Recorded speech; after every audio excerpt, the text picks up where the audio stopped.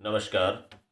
मैं डॉक्टर गजानन चारण, राजकीय स्नातकोत्तर महाविद्यालय सुजानगढ़। आज हम हिंदी साहित्य प्रथम प्रश्न पत्र में विद्यापति और उनकी रचनाएं जो आपके पाठ्यक्रम में है उनका व्याख्या खंड, उसका अध्ययन करेंगे, जिसमें राधा की वंदना, कृष्ण की वंदना और सखियों के द्वारा कृष्ण के विषय में कतिपय चर्चा, इस तरह के पद जो आपके पाठ्यक्रम में विद्यापति पदावली से लगाए गए हैं उनका अध्ययन करेंगे।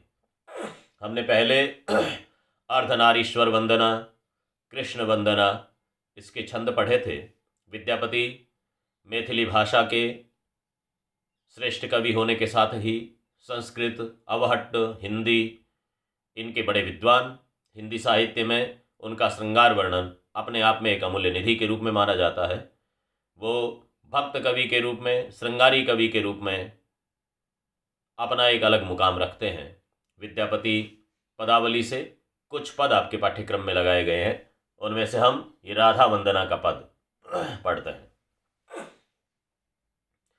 देख देख राधा रूप अपार, अपूरब के बिहि आन मिलाओल, खितितल लाभ निसार, अंग ही अंग अनंग मूर्छायत, हेरय पड़े अधीर, मन मथ कोटि मथन करु जेजन, हेरि मही मधिगीर, कत कत लखमी चरण तल, नेव छय रंगिनी हेरि विभोर, करु अभिलाख मन ही पद पंकज, अहो निसकोर अगोर। छोटा सा पद है। राधा के रूप का वर्णन कवि करता है। श्रृंगारी कवि है, इसलिए बाल्यावस्था से जब राधा यौवन में यौवनवती होती है, जवानी की उम्र में आती है, वय संधि की वेला कहते हैं। दो उम्र के मिलान का जो समय है वो वय संधि कहला। वय माने उम्र, संधि माने मिलना। दो उम्र का मिलाव, दो उम्र के मिलने का समय, वो वय संधि की वेला, उसका जिक्र करते हुए कवि राधा के शरीर में आने वाले बदलाव को देखता है। शारीरिक उभार किस तरह से बढ़ते हैं, शरीर में किस तरह का बदलाव आता है, परिवर्तन आता है जब एक बालिका अपनी बाल्यावस्था से किशोर होती है और किशोर से यौवनवती होती है। तो इस उम्र का जो बदलाव है, उस बदलाव को लेकर के कवि वर्णन करता है। देख देख राधा रूप अपार, राधा दिनों दिन अपार सौंदर्यवती होती चलती है।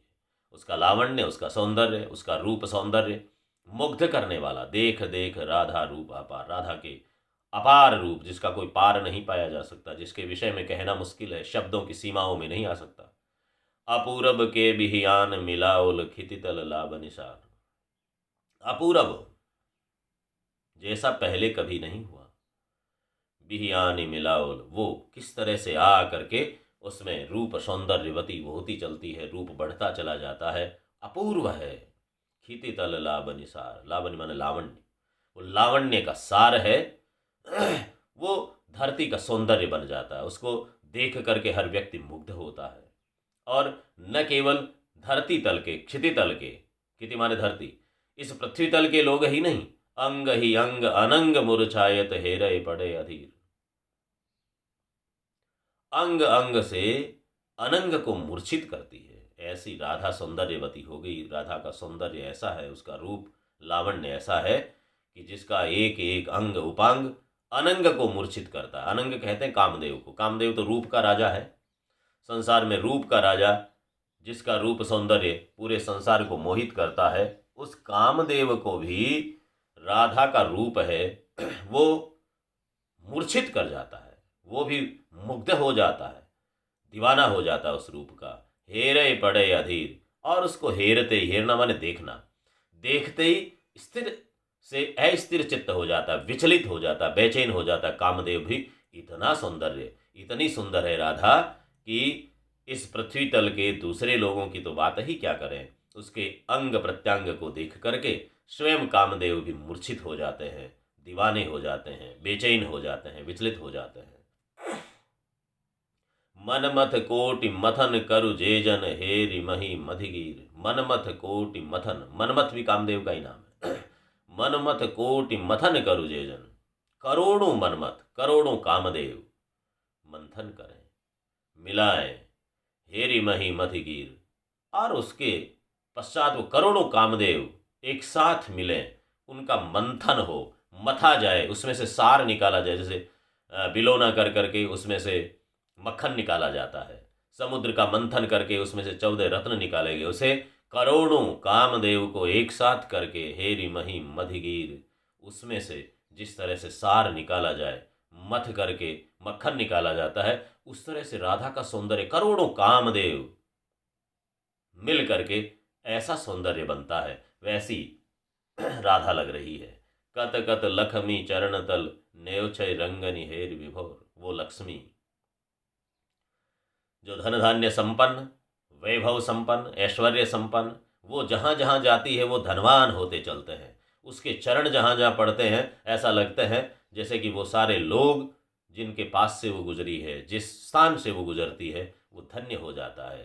कत कत लक्ष्मी चरण तल, लक्ष्मी लक्ष्मी वो लक्ष्मी, सौभाग्य लक्ष्मी, उसके चरण के नीचे नेव छय रंगनि हेर विभोर, रंग के रंग उनको देख करके विभोर हो जाते हैं, मुग्ध हो जाते हैं।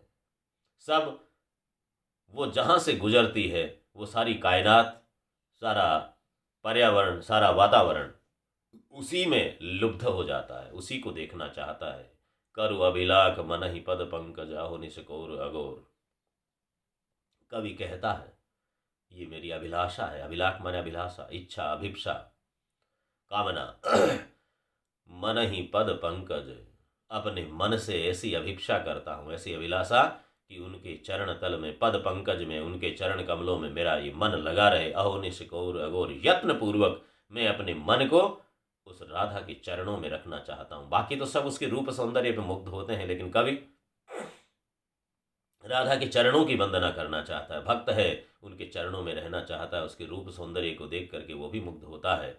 लेकिन कवि कहता है मैं यत्न पूर्वक अपने मन को राधा के चरणों में, उनके चरणों की शरण में रखना चाहता हूँ। उस राधा का रूप सौंदर्य सबको मुग्ध करने वाला है, उसके चरणों की शोभा क्या कहूँ। वो भक्त कवि का मन उन चरणों की वंदना में लगा रहना चाहता है। अगला देखें।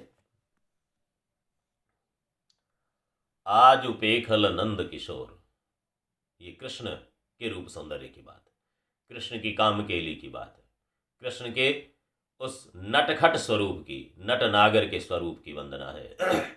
उसका वर्णन है।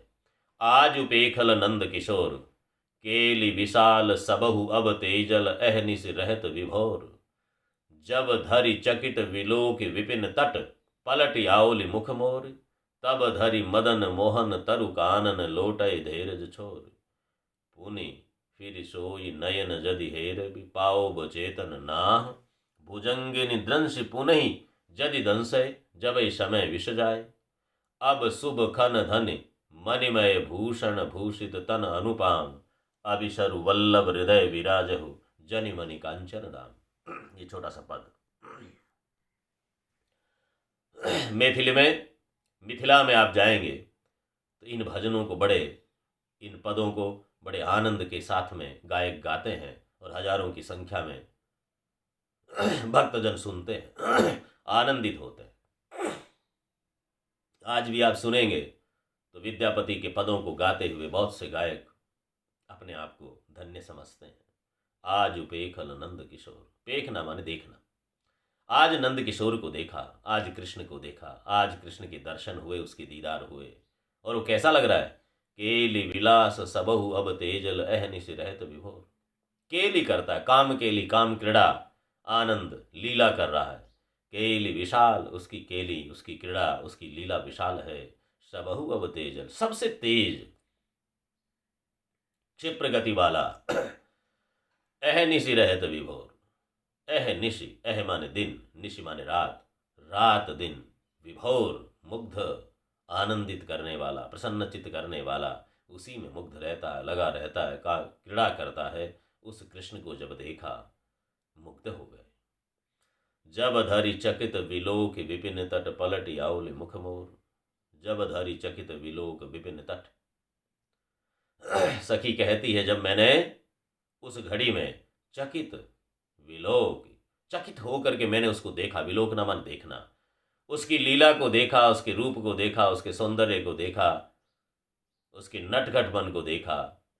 मैं चकित रह गई, आश्चर्यचकित हो गई, अचंभित रह गई, विस्मित रह गई। चकित विलोक विपिन तट, विपिन के तट पर, विपिन माने पेड़, पेड़ पौधे, जंगल, उसके तट पर देखा। यमुना के किनारे केलियां करते हैं कृष्ण, विपिन के तट पर पलट आओली मुख मोर, मुंह मोड़ करके पलट गया। जब गोपियां देखना चाहती है, कभी कृष्ण मुख मोड़ लेते हैं, कभी गोपियां मोड़ लेती हैं, एक दूसरे को आनंदित करते हैं, मौज मस्ती करते हैं। तब धरि मदन मोहन तरु कानन लौटे धीरज छोर। जब मैं बार बार उधर देखने लगी, मुंह मोड़ मोड़ करके इधर उधर गर्दन घुमा करके देखने लगी, आंखें ढूंढने लगी, उस घड़ी में मदन मोहन तरु कानन, उस समय वो मदन मोहन, वो कृष्ण, मदन को मोहित करने वाला, मदन नाम भी कामदेव का ही है, कामदेव को भी जो मोहित कर लेता है, मुग्ध करता है, हर एक व्यक्ति उसको देखना चाहता है, वो तरु कानन, पेड़ों के जंगल से लौटे धीरज छोड़, धीरज को छोड़ करके लौट आए। मैंने बार बार देखते हैं सखियां, गोपियां विचलित होती हैं, व्याकुल होती है, कान्हा कान्हा करती हैं, हे गोविंद, हे माधव, हे मुरारी, हे नागर, हे गिरधर, जैसे ही वो बुलाती हैं, धीरज को छोड़ करके सामने आते हैं। पूनी फिर सो ये नयन जदि हेर बिपाओ चेतन ना, लेकिन अगले ही पल, वो तो लीला सागर है, अगले पल वहां से गायब हो जाते हैं। सखी कहती है कि फिर करके मैंने देखा, पुनि फिर सो ये नयन जदि हेर पाओ चेतन नाय, फिर मैंने अपनी आंखों से फिर घूम करके देखा। प्रेम शर्मिला भी होता, जब अपने प्रेमी को देखते हैं, बिना देखे भी अच्छा नहीं लगता, और देखते हैं तो आंखें झुक जाती है, सामने देखना नहीं, लज्जा शर्म भी थोड़ी सी रहती है। वो इसलिए सखी कहती है, कृष्ण सामने आए तो मैंने नजरें झुका ली, मैंने वापस नजरें उठा के देखी, तो फिर पुनि फिर सो ये नयन जद हेर भी, हेरना माने ढूंढना, फिर मैंने आंखें उठा करके उसको देखा, आंखें खोल करके कृष्ण को फिर से देखना चाहा, उसके दर्शन करना चाहा। पाओ बचेतन ना है, तो फिर वो चैतन्य स्वरूप, वो परम चेतन सतचित आनंद, वो कृष्ण तो मुझे वापस दिखे ही नहीं। और जब वो नहीं दिखे तो आंखें बेचैन हो जाती है। और एक उपमा देता है कवि, कहता है, वो सखी कहती है अपनी सखी से कि भुजंगिनी द्रंश पुनः जद दंशे, जब ही समय विष जाए। जिसको सांप ने काट दिया होता है, तो सांप के डंक को पुनः डंक लगा करके कोई चूसता है, तब उसका जहर निकलता है। तो एक तो पहले सांप ने डसा, फिर दूसरा उस जहर को निकालने वाला फिर दांत से काटता है और खींच करके जहर को निकालता है, तब जाकर के वो जब ही समय विष जाए, तब उस विष का जो असर है वो कम होता है। इसलिए जब कृष्ण को देख करके जो नशा चढ़ा, जो दीवानगी आई, जो पागलपन आया, वो पागलपन तो उसे वापस देखने से ही तो उतर सकता है, अन्यथा तो वो फिर वो ही चढ़ा रहता है, वो और ज़्यादा मादक होता चला जाता है। इसलिए सखी कहती है, फिर से वो दिखे तो सामान्य स्थिति में आऊं। मैंने तो उसको एक बार देखा तो उसी की होकर के रह गई। भुजंगिनी द्रंश पुनः जद दंशय, जब ही समय विष जाए। सांपी ने, सर्पिनी ने, शेषनाग ने, जहरीले सांप ने जब काट दिया होता है, तो पुनः से उसके डंक को चूसने के लिए उस झाड़ागर को, जो मंत्र लगाने वाला है, उसको फिर से डंक लगाना पड़ता है, जहर को चूसना पड़ता है। उसी तरह से फिर वो ही मोहन मुझे दिखे, वो मदन मोहन मुझे दिखे, उसके दर्शन हो तो फिर ये जहर उतरे, मुझ पर चढ़ा ये नशा कुछ कम हो सकता है। अब शुभ कन धनि मणिमय, भूषण भूषित तनु अनुपम। अब शुभ खन, ये शुभ क्षण, धनी, ये धन्य है, वो शुभ क्षण धन्य है जब मैंने कृष्ण को देखा। मणिमय भूषण, वो माला, उनमें मणियों और आभूषणों से सजा हुआ वो कृष्ण। भूषित तन अनुपम, वो अनुपम शरीर, भूषित माने सुशोभित है, अलंकृत है, गहने पहने हुए वो सुंदर कृष्ण, जिसकी मोतियों की माला है, अनेक आभूषण धारण किए हुए हैं, कानों में कुंडल है, वो कृष्ण, उस अनुपम छवि को देखा। वो क्षण तो विलक्षण था, उस क्षण को शुभ क्षण, धन्य क्षण मानती है। और सखी कहती है, अभिसरु वल्लभ हृदय विराजहु जनिमनि कंचन दाम। अभिसरु, अभिसार से अभिसरु बना, अभिसार माने प्यार। वो नायिका जो अपने प्रेमी के प्यार में इतनी व्याकुल होती है कि दूसरों से छुप करके मिलने जाती है। उस प्यार को अभिसार कहते हैं। तो गोपियाँ भी अपने घर वालों से, सबसे छुप छुपा के कृष्ण से मिलना चाहती हैं। वो कृष्ण से प्रेम करती है, इसलिए अभिशरु वल्लभ, मेरे अभिसार का प्यारा, मेरे प्यार का प्रिय। वल्लभ माने प्यारा, प्रिय, मेरे प्रेम के लायक, मेरे प्रेम का पात्र, वो मेरा प्रिय कृष्ण हृदय विराज हो, मेरे हृदय में विराजमान हो गया।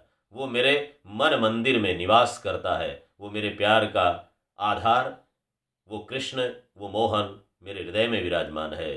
जन मन कंचन दाम, कंचन सोना, मणिया, मणि, कंचन, दाम, ये एक दूसरे से मिले हुए धन ही है। तो जिसके पास में धन होता है वो सोना खरीदता है, मणि मुक्ता खरीदता है। तो मेरे मन में जिस तरह से लोग घर में सहेज करके संभाल करके रखते हैं संपत्ति को, धन को, गहने को, हीरे मोतियों को, मुक्ताओं को, तो सखी कहती है मेरे पास में मेरा वो कृष्ण उसी तरह से मेरा असली धन है। उसे मैं सहेज के रखना चाहती हूँ। उसको जिस पल देखा आज उपेखल नंद किशोर, जिस पल उसे देखा, उस देखे हुए, उस दीदार वाले, उस दर्शन वाले क्षण को मैं कभी भुलाना नहीं चाहती। जिस तरह से लोग अपनी संपत्ति को, धन को, ऐश्वर्य को, माल को, खजाने को, तिजोरी को बचा करके रखना चाहते हैं, सहेज के रखना चाहते हैं, किसी और की नज़र नहीं पड़ने देना चाहते, दूसरे को चोरने का मौका नहीं देना चाहते, उसी तरह से जिस पल मैंने आज कृष्ण को देखा उस पल को मैं सहेज के, बचा के, सुरक्षित रखना चाहती हूँ। ऐसा वो सखी कहती है और कृष्ण के दर्शन की बेला को सदैव सरस रखना चाहती है। ये विद्यापति का पद, एक और पद आपके पाठ्यक्रम में लगता है। सजनी कानुक कह भी बुझाए। कानू, कानू, कानू माने कृष्ण। वो मिथिला में भी, अपने राजस्थानी में भी कृष्ण को कान कहते हैं, तो कानूडो कह देते हैं। तो कानू वहाँ कै लगा देते हैं, अपने डे लगा देते हैं राजस्थानी में। तो सजनी, हे सखी, कानुक कह भी बुझाए, रोपि पेमक बिज अंकुर मडली, बाँचब कोन उपाय। तेल बिंदु जैसे पानी पसारी, ऐसन मोर अनुराग, सिकता जल जैसे छनहि सूखए, तेशन मोर सुहाग।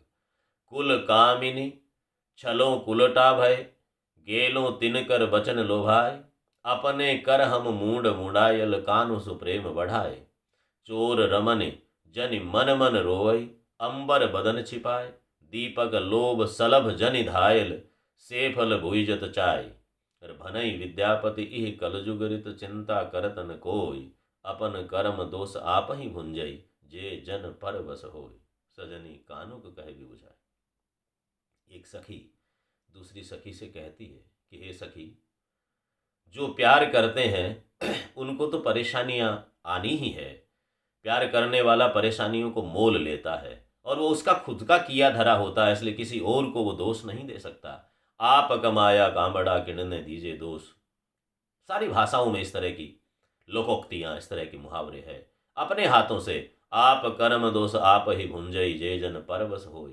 पराये बस में जो व्यक्ति होना चाहता है, दूसरों पर मुग्ध हो जाता है, प्रेम करता है, वो तो स्वयं अपनी परेशानियों को न्योता देता है, बुलाता है। इसलिए सखी कहती है, सजनी कानुक कहे भी बुझाए। कृष्ण को समझा करके कहो, हमने उससे प्यार किया है। कहे भी बुझाए, बुझाना माना समझाना। कृष्ण को समझाओ, कृष्ण को कहो, रोपि पेमक बीज अंकुर मडली, बाँचब कौन उपाय। दूसरा पाठांतर मिलता है, बाढ़ब कौन उपाय। रोपि पेमक बीज अंकुर मडली, ये प्रेम का बीज उसने रोप दिया।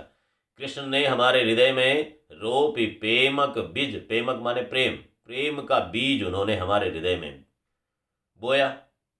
मीरा ने कहा ना कि हमने तो प्रेम बेल बोई, प्रेम की बेल बोई है, अब तो बेल फैल गई आनंद फल होई। मीरा कहती है वो बेल फैल गई, आनंद के फल लगने लग गए।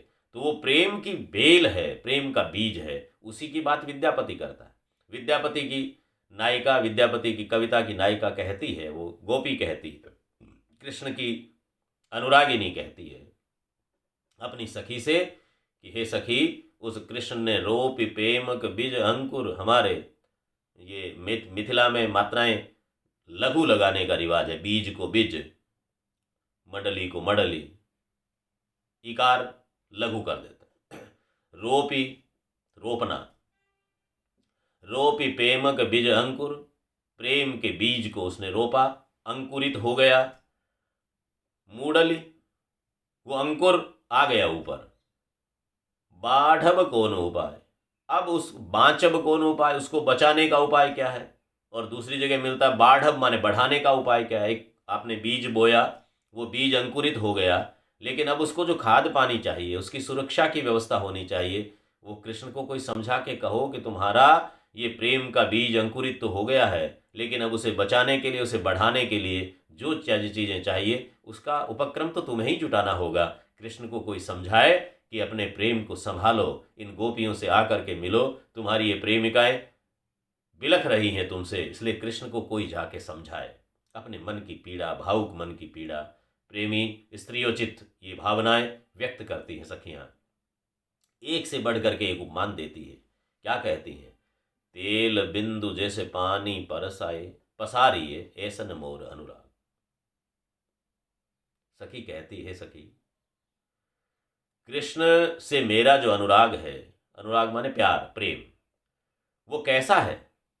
कृष्ण से मेरा अनुराग ऐसा है जैसा तेल के बिंदु पर पानी फंसा। तेल पर पानी डालेंगे, पानी ऊपर तैरने लगता, वो तेल की चिकनाई पानी के ऊपर आती है। तेल बिंदु जैसे पानी पसारी है, पानी है, पानी में तेल की बूंद आपने डाली तो तेल ऊपर ऊपर ऊपर ऊपर ऊपर तिरता हुआ हमें नजर आएगा, अंदर डूबता नहीं है। ऐसन मोर अनुराग। कहती है कि कृष्ण रूपी सागर में मेरे प्यार रूपी तेल की बूंद ऐसे गिरी है जो ऊपर ऊपर तैर तो रही है, लेकिन भीतर नहीं बैठ रही है। तेल को भीतर जाने नहीं देता वो पानी, ऊपर रहता है तेल। इस मतलब पीड़ा व्यक्त कर रही है कि मैं तो उसमें मिलना चाहती हूँ, लेकिन मुझे वो अपने में मिलाना नहीं चाहता। ये उलाहना है कृष्ण को कि पानी के ऊपर तेल की बूंद जैसे तैरती रहती है, वैसे मेरा अनुराग ऊपर ऊपर तैर रहा है, वो भीतर तक उसको महसूस नहीं कर रहा है। उस कृष्ण को कोई समझा करके कहो कि मैं तुम में समाहित होना चाहती हूँ। ये तेल की बूंद उस पानी के भीतर बैठना चाहती है, लेकिन उसे ऊपर रखा जाता है, उसको हल्का बना दिया जाता है। उस तेल की हल्की बूंद को पानी के भीतर बैठने का अवसर दिया जाए, ऐसा वो कहती है। उस कृष्ण को कोई समझा के कहे मेरे प्यार को स्वीकार करे।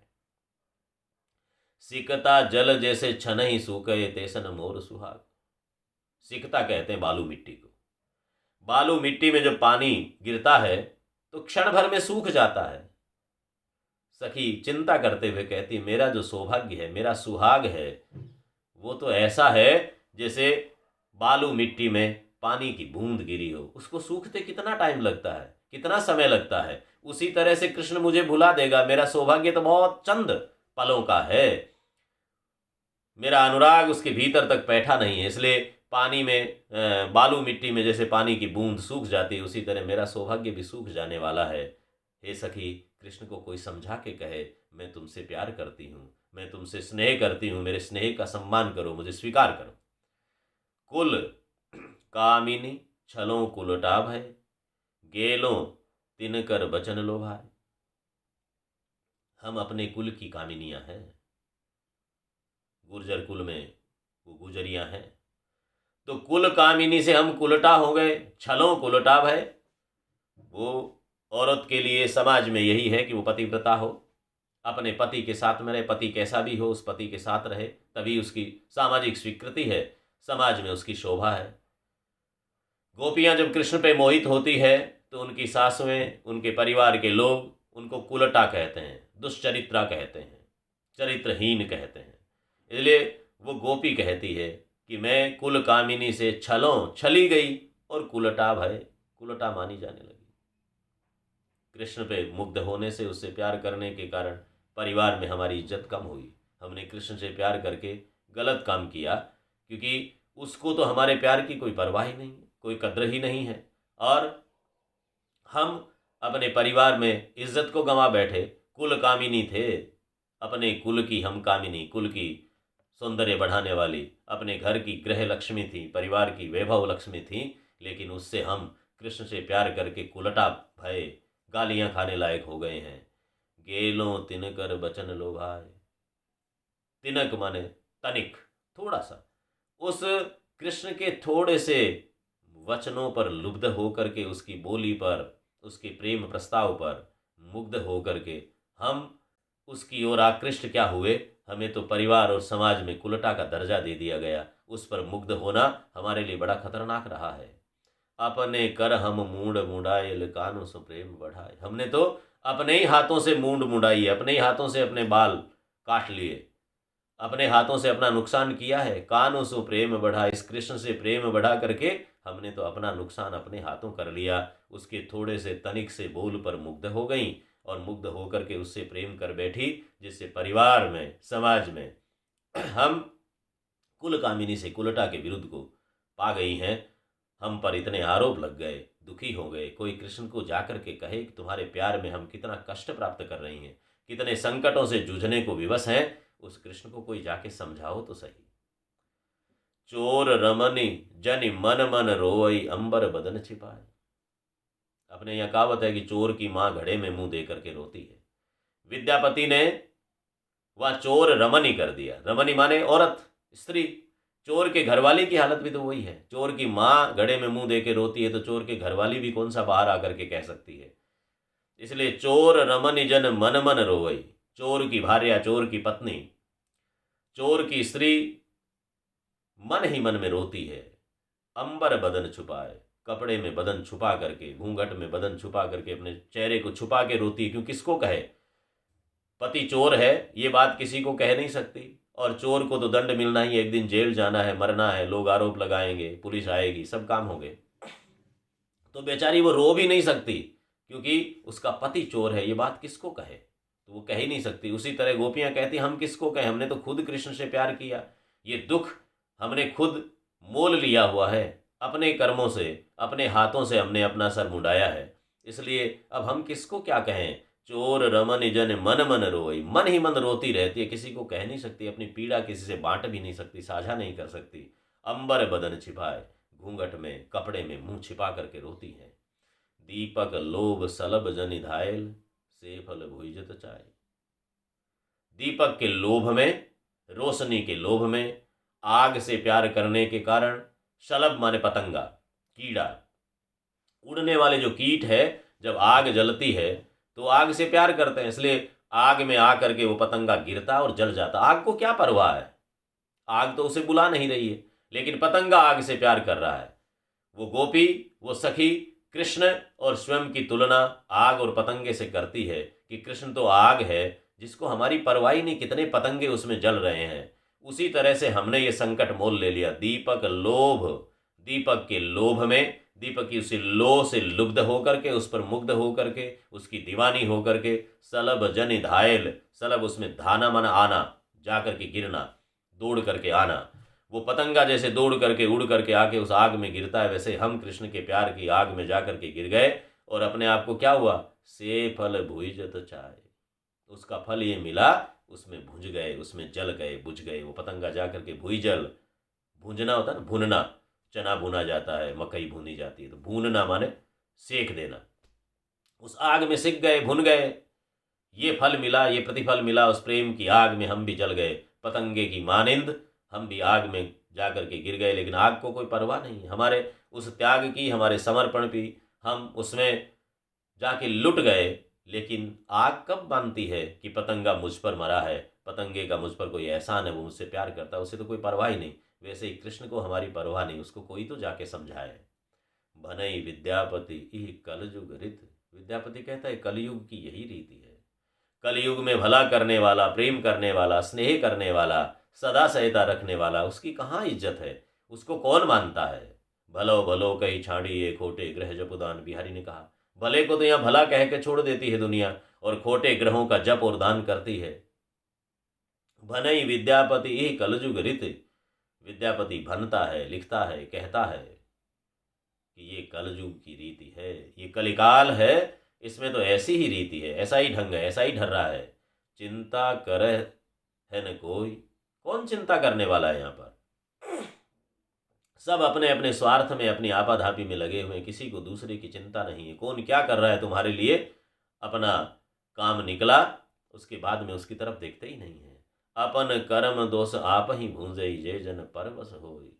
अपने कर्मों के दोष आप ही भूंजई। उन्हीं में खुद आदमी भूनता रहता है, जलता रहता है।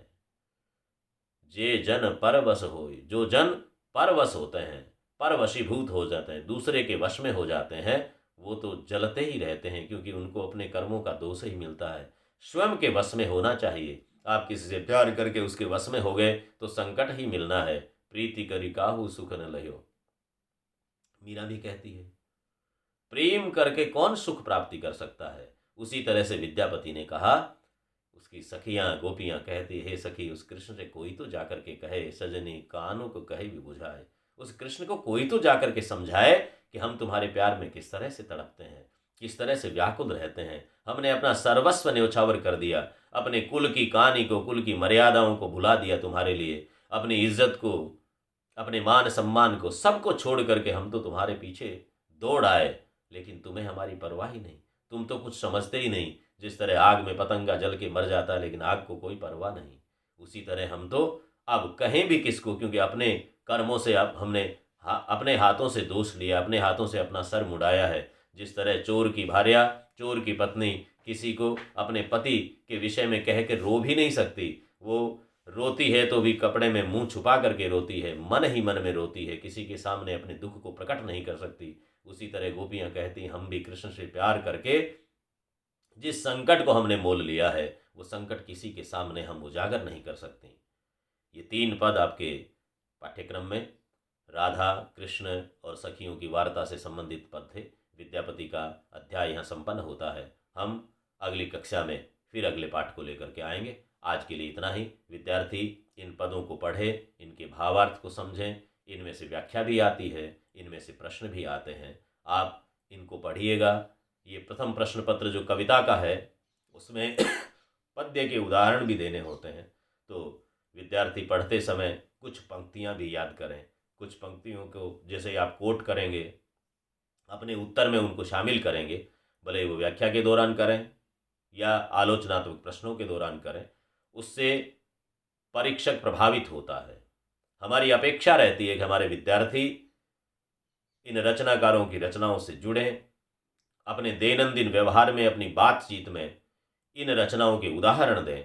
ये काव्य की कक्षा का प्रथम उद्देश्य होता है।